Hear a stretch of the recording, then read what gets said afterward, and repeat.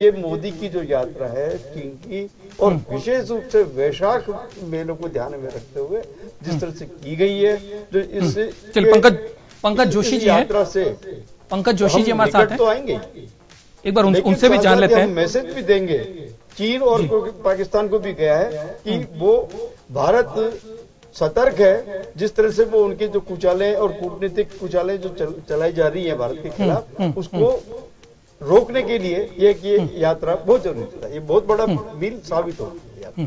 चलिए पंकज जोशी जी हमारे साथ है। जोशी जी आपसे जानना चाहूंगा, प्रधानमंत्री का इम्पैक्ट जो है वहां पर भी देखने को मिला। लगातार विश्व के जिस देश में जाते हैं वहां पर प्रधानमंत्री का जो एक ऑरा बनता जा रहा है, वही ऑरा कुल मिला के यहां पर देखा गया। लेकिन सबका साथ सबका विकास की बात प्रधानमंत्री जी करते हैं और सार्क देशों को लेकर और प्रायोरिटी पे अपने नेबर्स को रखने की उनकी डिप्लोमेसी भी है। इन सारी चीजों को भी हम देख रहे हैं, लेकिन उसके साथ साथ अगर हम वहां के परिदृश्य को देखें तो एक बहुत बड़ा जो मसला है वो तमिल और सिंहलियों को लेकर है। उसको लेकर क्या कुछ आगे की जो रणनीति है वो किस तरीके से चलेगी? क्या ये इम्पैक्ट जो दौरा कर रहे हैं वो उनका इम्पैक्ट आएगा? क्योंकि राजपक्षे जो पूर्व राष्ट्रपति रहे हैं, उनका जो संगठन है, उनके जो समर्थक हैं, वो काले झंडे दिखाने की बात कर रहे हैं। देखिए, मैं कह रहा हूँ अभी जैसा बताया गया कि टोटल जो है, देखिए आप श्रीलंका के अंदर सबसे बड़ी जो मेजर प्रॉब्लम थी, सबसे बड़ी जो चीज थी, चीनी दखल लगातार बढ़ रहा था। जिस तरह से सामरिक दस्ते की बात हो, चाहे लगातार जो है बेसिकली वहां पर जो इकोनॉमिक बेसिस थे वो लगातार वह ठीक किए गए। और इन सब चीजों से देखिए आज जो शांति का जो प्रधानमंत्री जी ने कहा कि बेसिकली ये जो बेसिकली हिंसा का जो जवाब है वो शांति से ही दिया जा सकता है। और उन्होंने तो कहा कि बेसिकली कि श्रीलंका के अंदर जो हमारी धार्मिक जो भावना है वो लगातार बराबर है, क्योंकि श्रीलंका के अंदर बौद्ध धर्म का जो प्रचार हुआ, जो बौद्ध धर्म वहां पर गया, वो जो है अशोक के जो बेटे महेंद्र और जो उनकी पुत्री थी वही वहां लेकर के गई। तो ये जो चीजें थे उसी के लिए उन्होंने जो है जितने संबंध प्रगाढ़ हो सकते हैं, वाराणसी से जो है श्रीलंका के लिए एक जो है हवाई यात्रा भी जो है वहां पर शुरू हो, तो जो वहां यहाँ के जो लोग हैं वो जो है बौद्ध धर्म के जो लोग हैं वो वहां जो है अपना जो है जा सके, वहां के जो लोग हैं यहाँ आकर के दर्शन कर सके। आज इस पक्ष के ऊपर जो पूरी बात की गई वो ये बात की गई कि जो पूरे विश्व के अंदर जो आज एक माहौल बना हुआ है, हिंसा का माहौल बना हुआ है, जिस तरीके से आतंक का माहौल बना हुआ है, उसका जवाब जो है वो जो है शांति से दिया जाता है। लावा साहब आपके साथ आना चाहूंगा, कैसे देखते हैं आप इस दौरे को? लगातार जिस तरीके से प्रधानमंत्री जब भी विदेश दौरे पर गए वहां उनका एक इम्पैक्ट तो नजर आया। क्या उनका इस इम्पैक्ट का और एक वैश्विक तौर पर नेता के तौर पर उभरना कितना फायदेमंद हो सकता है? क्या मानेंगे आप? शुक्रिया सर। मोदी जी श्रीलंका के दौरे पे गए हैं, पूरा देश उनका स्वागत कर रहा है और विदेश नीति के चलते हुए जाना भी चाहिए। लेकिन जिस प्रकार की बातें नरेंद्र मोदी जी आज वहां जाके कर रहे हैं, या हम ये सोचें कि उन्होंने बहुत बड़ा कोई देश को फायदा पहुंचाया, मुझे नहीं लगता। क्योंकि जिस बात के लिए आज सफलता का जिनके ढिंढोरा पीटने का उनकी पार्टी प्रयास कर रही है, या जो वो उनकी खुद के सरकार के द्वारा पीटा जा रहा है, वो सबसे बड़ी बात वो कह रहे हैं कि जो कोलंबो में जो पनडुब्बियां जो तैनात की जा रही थी चाइना के द्वारा, उन पे रोक लगाने की। तो मैं आपको बता दूं कि इससे पूर्व जब यूपीए की सरकार थी तो इस प्रकार की सामरिक गतिविधियों पर, पनडुब्बियों को रोके जाने पर सख्त पाबंदी थी और इस प्रकार की कोई गतिविधियां नहीं होती थी। अक्टूबर 2014 से मोदी जी के प्रधानमंत्री बनने के बाद या तो उन्होंने ये सोचा कि इनके प्रति उनका क्या रवैया रहा होगा और इस बात की इजाजत दे दी गई और चीन की दखल अंदाजी बड़े पैमाने पर श्रीलंका में बढ़ गई। तो उसको जो यूपीए के सरकार में बिल्कुल बंद थी और पिछले 2.5 साल से बड़े पैमाने पे तो हमारे देश को कितना बड़ा नुकसान हुआ होगा पिछले 2.5 साल से हम अच्छी तरीके से इस बात का अंदाजा लगा सकते हैं। क्योंकि अब प्रधानमंत्री जी हमारे श्रीलंका जा रहे थे तो चाइना के अधिकारियों ने वहां पनडुब्बी की जो है रोकने की इजाजत मांगी, तो श्रीलंका के अधिकारियों ने मना किया है, सरकार ने मना किया है।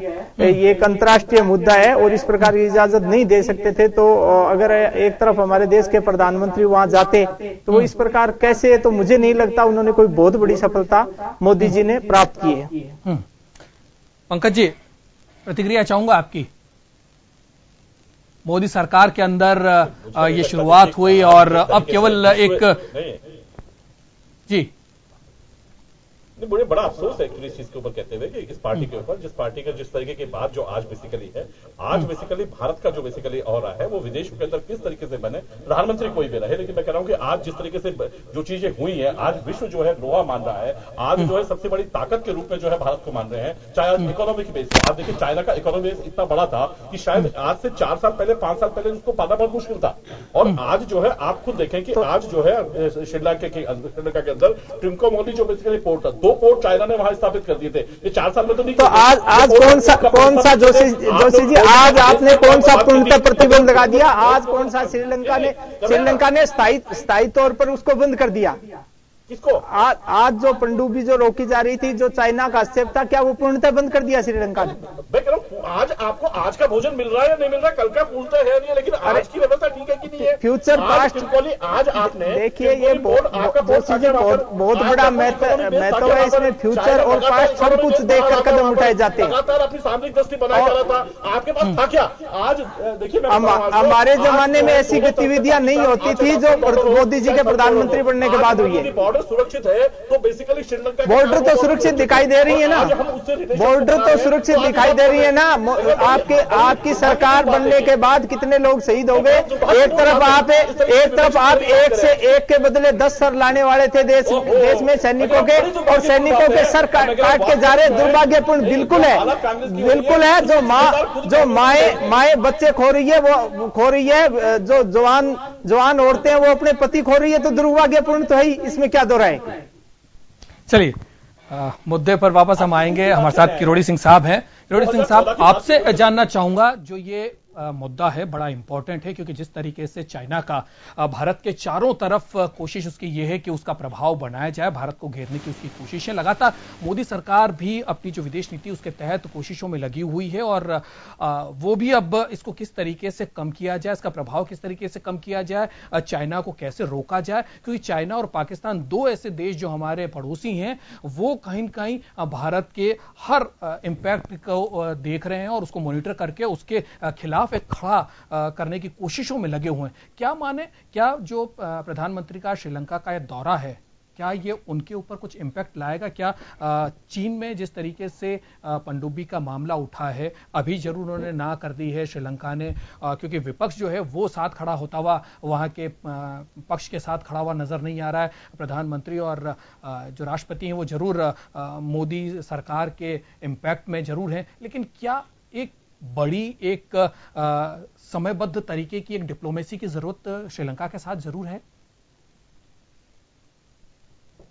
दुर्गेश जी, मैं श्रीलंका की साइड से अब भारत की तरफ आना चाहूंगा। श्रीलंका एकमात्र ऐसा हमारा छोटा पड़ोसी देश है जिसने अपनी जो सामरिक स्थिति है उसका सबसे ज्यादा डिविडेंड उठाया है। दोनों बड़ी शक्तियां चीन और भारत के बीच में, दोनों से अच्छी तरह उन्होंने फायदा उठाया है, दोनों में संतुलन बना के।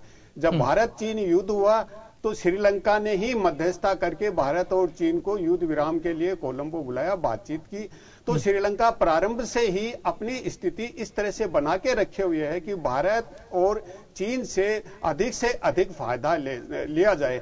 लेकिन आज की स्थिति में जो परिवर्तन हो रहा है कि भारत ने श्रीलंका की तरफ पहले से कहीं ज्यादा ध्यान देना शुरू किया है डिप्लोमेसी की दृष्टि से, और उस डिप्लोमेसी में 2 पक्ष हैं अभी। एक तो कल्चरल डिप्लोमेसी है जिसकी पंकज जी और महेश जी ने बात की, लामा जी ने भी बात की, और दूसरा है आर्थिक सहभागिता, आर्थिक विकास में मदद करना श्रीलंका की, उसमें भारत का भी हित है।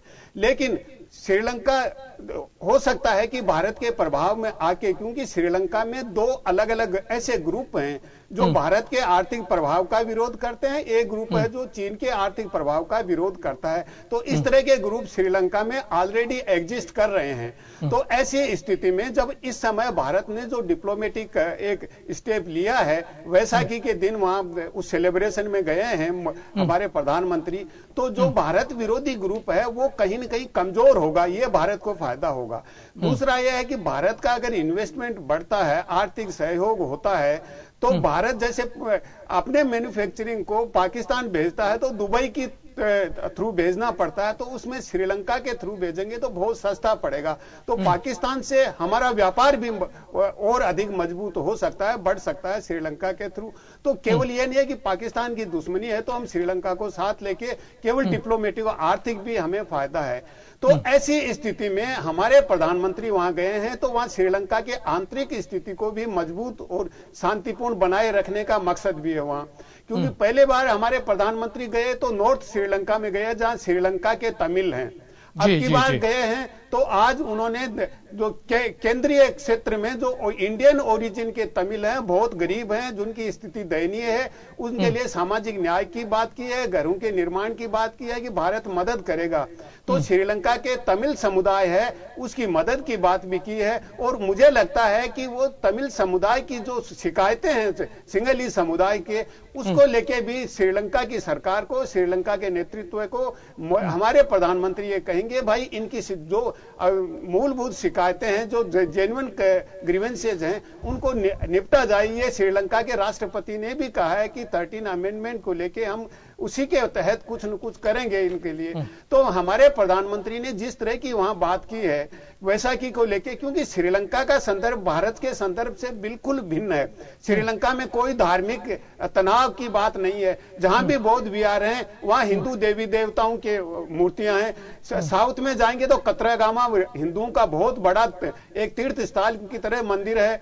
फिर अगर आप मातरम बिल्कुल डाउन साउथ में जाओगे तो वहां देवेंद्र विष्णु टेम्पल है, वहां सिंगली सब मिन्नत मानते हैं, सब आते हैं। बौद्ध विहार भी उसी में है, गांव का नाम भी देवेंद्र विष्णु है। तो धर्म को लेके वहां कोई प्रॉब्लम नहीं है। वहां प्रॉब्लम है डिस्ट्रीब्यूशनल क्राइसिस है, आर्थिक और भाषाई समस्या है। तो उस स्थिति को सुधारने के लिए मोदी जी की जो अभी यात्रा है वो श्रीलंका के लिए मददगार होगी। सिर्फ भारत की जो स्थिति है चीन और भारत, 3 वर्ष से जो भारत की स्थिति है श्रीलंका में, उसमें जो भारत विरोधी लॉबी है निश्चित रूप से वो कमजोर होगी। क्योंकि इससे पहले जो आर्थिक और तकनीकी सहयोग समझौता हुआ था उसका श्रीलंका में बहुत ज्यादा विरोध हुआ था। बार बार श्रीलंका सरकार को, श्रीलंका के अधिकारियों को, श्रीलंका की जनता को यह समझाना पड़ा कि जो श्रीलंका का सर्विस सेक्टर है उसको भारत में हस्तक्षेप अलाउ नहीं करेंगे, केवल आईटी क्षेत्र में हम भारत की मदद लेंगे। दूसरे इंजीनियरिंग या दूसरे क्षेत्र हैं उनमें से भारत के जो सर्विस सेक्टर वाले हैं उनको हम जॉब नहीं देंगे।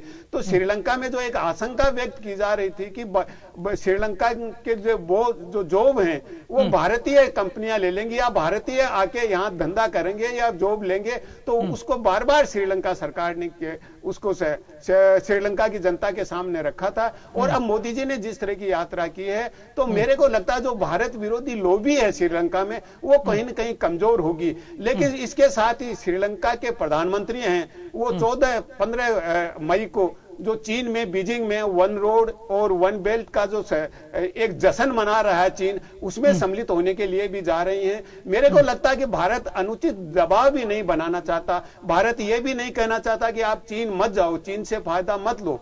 चीन से फायदा ले रहे हैं, अच्छी चीज है, लेकिन भारत का जो सुरक्षा संबंधी जो सरोकार हैं या जो दूसरे कूटनीतिक सरोकार हैं, और मेरे ख्याल से श्रीलंका इस मामले में बहुत संवेदनशील है प्रारंभ से ही। और इसीलिए श्रीलंका में 30 साल तक जो जातीय संकट रहा उसमें श्रीलंका एक रेजिलियंस बनाए रखा, क्योंकि उन्होंने दोनों ही बड़ी बड़ी शक्तियों के बीच एक संतुलन बना के रखा है। तो श्रीलंका दूसरे छोटे देशों के लिए जैसे नेपाल है, बांग्लादेश है, इनके लिए भी एक मॉडल हो सकता है कि किस तरह भारत और चीन के बीच में संतुलन बनाए रखते हुए। और ये श्रीलंका के जो भारत विरोधी मानते हैं हम पिछले राष्ट्रपति, उन्होंने भी ये कहा कि भारत हमारा संबंधी है, श्रीलंका हमारा दोस्त है।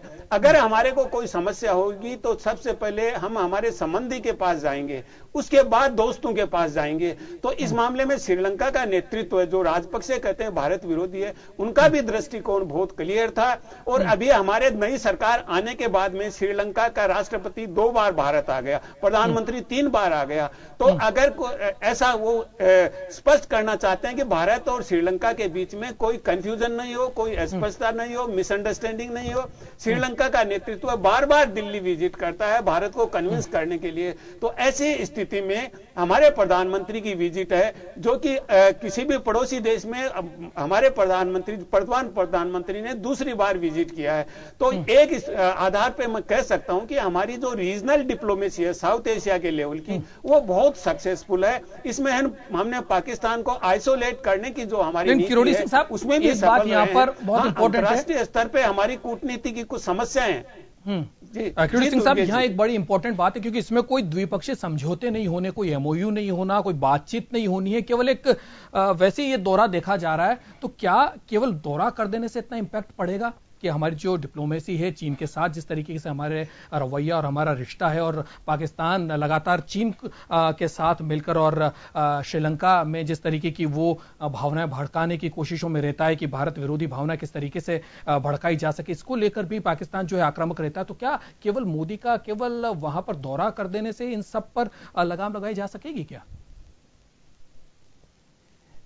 देखिए दुर्गेश जी, कोई भी विरोध की भावना हो या समर्थन की भावना हो, सबसे पहले भावनाएं होती हैं जो दिमाग में आती हैं, दिमाग के बाद एक्शन में आती हैं। तो हमारे प्रधानमंत्री की, इसको हम गुडविल विजिट कह सकते हैं बैसाखी के त्योहार पे, लेकिन सिंगल समुदाय है। और इसके साथ साथ तमिल समुदाय को, जो बहुत गरीब हैं, इंडियन ओरिजिन के तमिल हैं, सेंट्रल श्रीलंका में, वहां भी विजिट करेंगे। वहां जो टूथ टेम्पल है कैंडी में, वहां भी जा रहे हैं, गए हैं। तो ऐसी स्थिति में जो सिंगली समुदाय की भावनाएं हैं उनको संबल मिलेगा। हाँ, चीन निश्चित रूप से भारत विरोधी भावनाओं को भड़काने का प्रयास करेगा, और चीन इसके लिए सदैव बहुत पहले से तत्पर है। अगर हम बीजिंग में देखें तो फॉरेन स्टूडेंट्स यूनिवर्सिटी में श्रीलंका स्टडीज सेंटर उन्होंने 1960 से बना रखा है, और हर साल लगभग 30-40 स्टूडेंट्स को सिंगलीज भाषा सिखाते हैं कि वह श्रीलंका जाके चाइनीज हैं अच्छी तरह कम्युनिकेट कर सकें। हम ऐसे मामलों में बहुत पीछे हैं। तो जो कल्चरल सेंटर उन्होंने चीन ने कोलंबो में खोला है वो बहुत महत्वपूर्ण है चाइना की दृष्टि से। हमारे यहाँ भी, वहां भी हमारा कल्चरल सेंटर भी है, हम भी हमारी कल्चर को वहां प्रोपगेट कर रहे हैं। श्रीलंका की कल्चर और भारत की कल्चर में कोई डिफरेंस ही नहीं है, इसलिए भारत को कोई बहुत ज्यादा दिक्कत नहीं है ऐसी। तो यह गुडविल विजिट कही जा सकती है, लेकिन इससे निश्चित रूप से भारत को डिप्लोमेटिक सपोर्ट मिलेगा, श्रीलंका को भी मिलेगा, और भारत और श्रीलंका के रिश्ते और मजबूत होंगे, और दूसरे छोटे देश हैं उनके लिए एक प्रेरणा का स्रोत भी होगा। तो हम इसको ऐसे ही नहीं कह सकते कि केवल गए हैं, एक समारोह में गए हैं, उसका कोई फायदा नहीं होगा। निश्चित रूप से फायदा होगा, और भारत विरोधी लॉबी है वो निश्चित रूप से कमजोर होगी। समझौते ऑलरेडी श्रीलंका के साथ हमारे बहुत हैं, तो समझौतों की इतनी बड़ी अब समस्या वो नहीं है, क्योंकि भारत श्रीलंका में आर्थिक सहयोग बहुत पहले से कर रहा है। लेकिन जो राजनीतिक तनाव की स्थिति कभी कभी भारत श्रीलंका के बीच में संबंधों में आती थी, वो शायद बहुत आगे भविष्य में नहीं आ पाएगी। अगर श्रीलंका भारत के संबंधों का इतिहास देखें तो 80s का एक दशक था जिसको हम डेंजरस डिकेड कह सकते हैं भारत श्रीलंका संबंधों में। अदरवाइज भारत और श्रीलंका किस तरीके के संबंध रहेंगे आगे आने वाले टाइम में, किस तरीके की स्थिति बनेगी और कितना इंपैक्ट पड़ेगा, क्योंकि चाइना की अगर बात करें, पाकिस्तान की बात करें, तो उनकी नजरें भी श्रीलंका की तरफ। और ऐसे में वन बेल्ट वन रोड वाले समिट से पहले प्रधानमंत्री का श्रीलंका जाना कितना इंपैक्टफुल होगा, क्योंकि भाषाई रणनीति में हम कहीं न कहीं विफल हुए हैं। आर्थिक रणनीति की अगर बात करें तो श्रीलंका से जो रिश्ते हमारे होने चाहिए तो उसमें कहीं न कहीं जो तेजी होनी चाहिए वो तेजी नहीं दिख रही, और आक्रामक विदेश नीति जो पड़ोसियों को लेकर होनी चाहिए, जो हमारे पॉजिटिव जो एस्पेक्ट के साथ जो पड़ोसी हैं, जो हमारी बातों का समर्थन कर रहे हैं और हमारे को हर वक्त हमारा साथ देते हैं, ऐसे पड़ोसियों को एकदम लाना आगे और उनके साथ एक पॉजिटिव जो है आक्रामक विदेश नीति अपनाना, कहीं कहीं उसको लेकर भी हम चर्चा को आगे बढ़ाएंगे। लेकिन फिलहाल रुकेंगे एक छोटे से ब्रेक के लिए, और ब्रेक से लौटेंगे तो इन्हीं सवालों के जवाब ढूंढने की कोशिश करेंगे।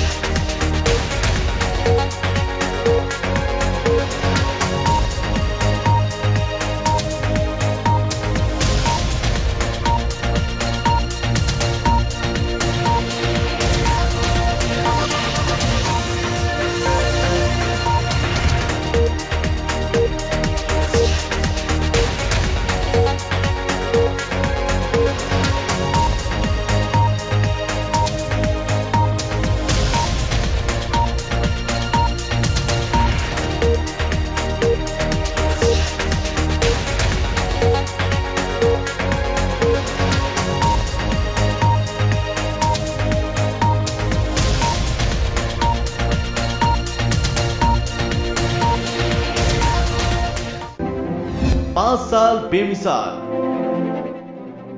13 मई शाम 6 बजे राजस्थान मीडिया जगत में पहली बार जन टीवी कॉन्क्लेव का आयोजन।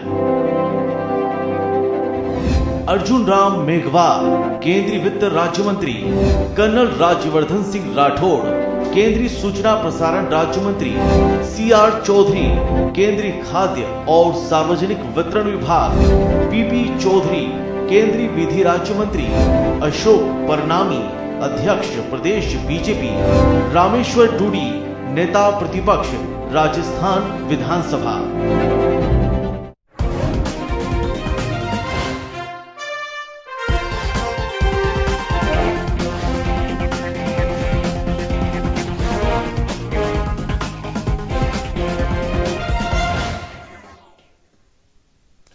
ब्रेक के बाद खास खबर में आपका एक बार फिर स्वागत है। और आज हम बात जो कर रहे हैं वो हमारे पड़ोसियों से रिश्तों की कर रहे हैं। प्रधानमंत्री 2 दिवसीय दौरे के ऊपर श्रीलंका में पहुंचे हैं। अगर वहां के राजनीतिक पहलू को देखें, वहां पर अगर पर्यटन को लेकर देखें, भारत से अगर संबंधों को देखें तो धार्मिक तौर पर भी भारत के वहां पर संबंध रहे हैं और राजनीतिक तौर पर भी भारत का एक हिस्सा ही श्रीलंका को कहा जा सकता है। लेकिन जिस तरीके से चीन का प्रभाव पड़ा है, चीन का दबाव जो है वो बढ़ा है, उसके साथ साथ पाकिस्तान जो है वो कहीं न कहीं इन सारी चीजों को लेकर इसी बात को ढूंढता रहता है कि किस तरीके से भारत विरोधी लहर को वहां पर हवा दी जाए। तो अब प्रधानमंत्री का ये गुडविल डिप्लोमेसी के तहत दौरा किया माना जा सकता है, क्योंकि जिस तरीके के इस दौरे के जो मिनट्स हैं उसके अगर हम देखें तो केवल वहां पर प्रधानमंत्री कोई बड़े निवेश की बात नहीं करेंगे, वहां पर कोई बड़ी चर्चाएं वहां नहीं होगी, कोई बड़े समझौते वहां पर नहीं होंगे, लेकिन कहीं न कहीं वन बेल्ट वन रोड की जो समिट चीन में होने वाली है, जिसका भारत लगातार विरोध कर रहा है, पाकिस्तान ऑक्यूपाइड कश्मीर से वो निकालना चाहता है, इन चीजों को लेकर भारत को भी जोड़ने को तैयार है चीन। और यहां तक कि चीन ने अब एक और भारत के सामने गुगली फेंकी है कि वो अगर भारत चाहे तो इसका नाम भी चेंज कर सकता है। तो कहीं न कहीं चीन जो है वो चाह ये रहा है कि भारत के चारों तरफ इस तरीके का एक ऑरा तैयार कर दिया जाए, एक पूरा का पूरा रूट मैप तैयार कर लिया जाए, ताकि भारत को हर ओर से दबाया जा सके। क्योंकि भारत जो है वैश्विक तौर पर जिस तरीके से एक शक्ति के रूप में उभरा है, उससे चिंता चीन की बढ़ गई। तो इसी पर हम बातचीत कर रहे हैं कि आखिर ये दौरा किस तरीके का इंपैक्ट देने वाला है। पंकज जोशी साहब, आपकी तरफ आना चाहूंगा। भाषाई तौर पर अगर हम देखें तो हम कहीं न कहीं भाषाई तौर पर जिस तरीके से हमारी हमारा आक्रामकता रहनी चाहिए, एग्रेसिवनेस होनी चाहिए, वो हम नहीं दिखा पाए हैं। वहीं बात अगर आर्थिक तौर पर करें तो जैसा कि किरोड़ी सिंह साहब ने कहा कि वहां पर जिस तरीके से निवेश किया जाना चाहिए था, भारत की कंपनियों को वहां जाना चाहिए था, भले ही स्किल लेबर वहां नहीं हम भेजें क्योंकि वहां उसका विरोध था, तो कोई और डिप्लोमेसी हमें वहां पर अपनाई जानी चाहिए थी। वहां पर हम लोग विफल हुए और इसका फायदा जो है कहीं न कहीं चीन ने उठाया है। देखिए लगातार आप सही बात कर रहे हैं कि चाइना वाला लगातार जो है अपना प्रभाव बनाए रखा था, लेकिन उसके बाद यदि आप देखें तो पहला जो है भारत था, जब पिछली बार माननीय प्रधानमंत्री जी जब गए थे तो basically civil nuclear cooperative agreement जो हुआ, जो पहला देश श्रीलंका ने यदि पहला कोई यदि न्यूक्लियर पे कोई यदि एग्रीमेंट किया है तो भारत से किया है। तो मैं कह रहा हूं कि इस तरीके की जो चीजें हैं वो लगातार जो है भारत वहां पर है। दूसरा, आप यदि खुद देखें तो यदि इंफ्रास्ट्रक्चर की बात करें तो जो नॉर्दर्न रीजन है, जो ईस्टर्न रीजन है, उसके ऊपर लगातार इंफ्रास्ट्रक्चर के ऊपर डेवलपमेंट जो है लगातार बढ़ाई जा रही है सरकार, कि वहां पर जो है इंफ्रास्ट्रक्चर के क्षेत्र में, क्योंकि बाकी जगह चाइना यदि बढ़ा रहा है, यदि और चीजों पे इकोनॉमी में आ रहा है, तो वहां इंफ्रास्ट्रक्चर के ऊपर जो है ज्यादा जोर जो है भारत का लगातार है। अभी जो है 4000 मकानों की जो पहले बात चल रही थी, लगातार 4000 मकान हम बनाए थे। माननीय प्रधानमंत्री जी कहा कि हम 10,000 मकान जो है वहां बना करके जो है इस टाइम तक देंगे। तो ये जो बेसिकली सारा का सारा जो चीजें हैं, वो जो बेसिकली कॉपरेशन है, वो जो एक वहां का जो व्यवस्था है, वो लगातार वहां पर जो है हम बनाए जा रहे हैं। उसके अलावा यदि आप देखें तो ट्रिंकोमाली जो पोर्ट है, क्योंकि वहां पर चाइना ने 2 पोर्ट अपने जो है वहां बना रखे थे, भारत ने जो है ट्रिंकोमाली पोर्ट जो है वहां पर जो स्थापित किया, उसका विकास कर रहा है, उसका डेवलपमेंट कर रहा है। ऑयल फील्ड के बाद जो है उसकी जो समझौते हैं, तैयारियां हैं जो वहां से है, डीलिंग्स है, वो वहां पर है। तो ये जो चीजें हैं लगातार जो बनाई जा रही हैं वो इसी के लिए। और सबसे खास जो है मैं कह रहा हूं कि ये जो पूरा का पूरा जो जिस तरीके से प्रधानमंत्री जी चाहते हैं कि वहां एक जो बौद्ध धर्म से हमारी जो भाषाई बात है, जो धर्म है, जो चीजें हैं, वहां जो बेसिकली हमारा एक धार्मिक जो वो है, वो वो हमारा उनसे काफी मिलता जुलता है, उसमें कोई अंतर नहीं है, ना ही वहां कोई बेसिकली हमारा कोई कंफ्लिक्ट वहां पर है। तो ये जो सब चीजें हैं, उन चीजों को जो है माननीय प्रधानमंत्री जी एक बार जो है सामरिक दृष्टि से, इकोनॉमिक दृष्टि से और बेसिकली जो सांस्कृतिक दृष्टि से है, वो लगातार इसको बढ़ाने में लगे हुए हैं। और इसी के तहत जो है, आप चाहे हवाई यात्रा हो या उनको वहां से आने के लिए हो, वहां उन्होंने कहा कि वहां के जो लोग हैं, तमिल लोग जो हैं, वो लोग हैं, वो यहाँ करके जो है बाबा विश्वनाथ के दर्शन कर सकते हैं, यहाँ के जो लोग हैं, बौद्ध धर्म के जो लोग हैं, वहां जा सकते हैं। तो उन्होंने पूरी चीज कहा है कि आज जो भारत ने जो है श्रीलंका को दिया, भारत ने जो है आज बौद्ध धर्म में जो जितना बेसिकली भारत में विकास हुआ, जो भारत से निकला हुआ जो बौद्ध धर्म है, इसीलिए जो है लगातार भारत की तरफ जो है श्रीलंका का लगातार की जो चीजें हैं सांस्कृतिक दृष्टि से, सामरिक दृष्टि से लगातार जो है वो कहीं ना कहीं बैलेंसिंग की जा रही है। सुरेंद्र लामा साहब, क्यों आपको लग रहा है कि ये जो दौरा है केवल दिखावा मात्र है? काम तो हो रहा है। अब बात अगर हम लॉन्ग टर्म अगर पॉलिसी की बात करें तो कोई भी विदेश नीति की अगर हम बात करें तो लॉन्ग टर्म ही होनी चाहिए, और अगर यकायक इस तरीके की स्थितियां तो बनती नहीं है। तो क्या लगता है आपको, जिस तरीके से प्रधानमंत्री जिस डिप्लोमेसी के साथ आगे बढ़ रहे हैं और अपने पड़ोसियों को अपने साथ जोड़ने की बात करें, वक्त तो जरूर लगेगा, तो वक्त तो देना चाहिए शायद? इंद्रेश जी, दुर्गेश जी, हम इस बात के कतई खिलाफ नहीं है कि प्रधानमंत्री जी को विदेश नीति को लेकर कार्य करने चाहिए, विदेश के जो हमारे पड़ोसी देश है उनसे संबंध बनाने चाहिए। हम बार बार इस बात का स्वागत भी कर रहे हैं, लेकिन प्रधानमंत्री महोदय उनका दोगला चरित्र भी नहीं होना चाहिए। वो आज हम बुद्धिज्म की बात कर रहे हैं, या तो हमारे देश के पीएम प्रधानमंत्री जी ने बुद्धिज्म को पढ़ा नहीं है, और अगर पढ़ा हो तो श्रीलंका में जाके वो बुद्धिज्म की बात कर रहे हैं। बुद्धिज्म का पहला सिद्धांत होता है मानवीयता, और किसी भी पशु पक्षी जीव हत्या के बिल्कुल बुद्धिज्म खिलाफ होता है। एक तरफ मोदी जी श्रीलंका में जाके बुद्धिज्म की बात करते हैं, दूसरी तरफ हमारे देश में पिछले 2.5-3 साल से जब से इनकी सरकार है, आप हालात देख रहे हो, जो गौरक्षा के नाम पे हो या जाति धर्म के नाम पे हो, किस प्रकार कत्लेआम देश में हो रहे हैं। तो दोगला जो चरित्र है वो भी मोदी जी का स्पष्ट क्लियर दिखाई दे रहा है। दूसरी तरफ आप श्रीलंका में जाके शांति की बात कर रहे हैं, अच्छी बात है, शांति होनी चाहिए, लेकिन आप पाकिस्तान के मुद्दे को लेकर भी शांति की बात कर रहे हैं। क्या आज हमारे जो पाकिस्तान के साथ संबंध है वो हमारे हमारे देश के प्रधानमंत्री जी को पाकिस्तान के आगे नतमस्तक होने के है? एक तरफ जब उनके राजनीतिक जब वो चुनाव लड़ रहे थे, जब उनकी घोषणाएं थी, जब वो बड़े बड़े भाषण दिया करते थे कि हमें एक के बदले 10 सर लाएंगे, हम पाकिस्तान को करारा जवाब देंगे, तो आज कहां एक के बदले 10 सर है? किस प्रकार सैकड़ों सैनिक डेली दिन प्रतिदिन जिस प्रकार की घटनाएं हो रही है, युवा जवान शहीदों के शव हमारे घरों में आ रही है, देश में प्रदेश में, राजस्थान में भी बड़े पैमाने पे। तो अगर आज हम सबसे ज्यादा अगर हमें संचेत होना तो पाकिस्तान के खिलाफ जो हमारा एक्शन होना चाहिए उसमें पूरी तरीके से हमारे देश के प्रधानमंत्री जी फेल है।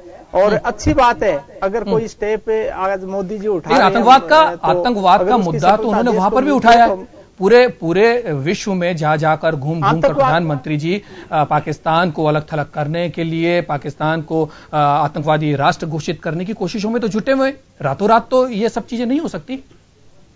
आज मुद्दा उठाना कोई बड़ी बात नहीं है, उसका समाधान भी करना चाहिए। आज वो पूर्ण बहुमत से उनकी सरकार है, और आज उन्होंने किसी भी प्रकार के इस मुद्दे का कोई समाधान देश में किया नहीं है, तो नहीं लगता कि वो बहुत बड़ा कोई अच्छा इस देश को फायदा पहुंचा पाएंगे। पंकज जोशी जी, आपसे प्रतिक्रिया चाहूंगा। जिस तरीके की संशय और शुबा जो लांबा साहब बता रहे हैं कि हमारे घर के अंदर जो स्थितियां हैं और हम जो है वो बाहर दूसरे देशों में जाकर और हम शांति की बात कर रहे हैं, शांति हम यहां बहाल नहीं कर पा रहे हैं। दुर्गेश भाई, मुझे बड़ा अफसोस की बात है कि 70 सालों में केंद्र में रही सरकार 60 साल के अंदर जो चीज नहीं कर पाई, आज जो है 3.5 साल भी पूरे जो है होंगे अभी, 3 साल के अंदर जो चीजें हुई उसको कंपैरिजन नहीं कर रही। मैं कह रहा हूं आइए ना किसी प्लेटफॉर्म पे आइए, एक बार घर की बातें ये घर की प्लेटफॉर्म पे बात कर लें, ये और बाहर के प्लेटफॉर्म की बजाय घर के प्लेटफॉर्म पे बात कर लें। और घर का प्लेटफॉर्म है, लोकसभा इतनी बड़ी है जिसके अंदर आप है, बात करें आकर के, वहां बात करते तो शायद ज्यादा अच्छा लगता बजाय इन चीजों के। पहली चीज। दूसरी मैं कह रहा हूं कि आंतरिक यदि स्थिति को देखें तो मोदी जी ने आंतरिक स्थिति में कहा कि कहीं ना कहीं इन चीजों के अंदर जो बेसिकली था कि आज जो बेसिकली सबसे ज्यादा यदि परेशानी है, माओवाद है, नक्सलाइट है, ये है, तो इनके जो कारण रहे आज ये बात नहीं है कि नक्सलाइट से निपटा जाए, ये इस देश के लोग थे जो नक्सलाइट बने। आज इसकी सबसे बड़ी चीज थी कि इसको देने वाला कौन था, आज ये उत्पन्न क्यों हुआ, नक्सल बना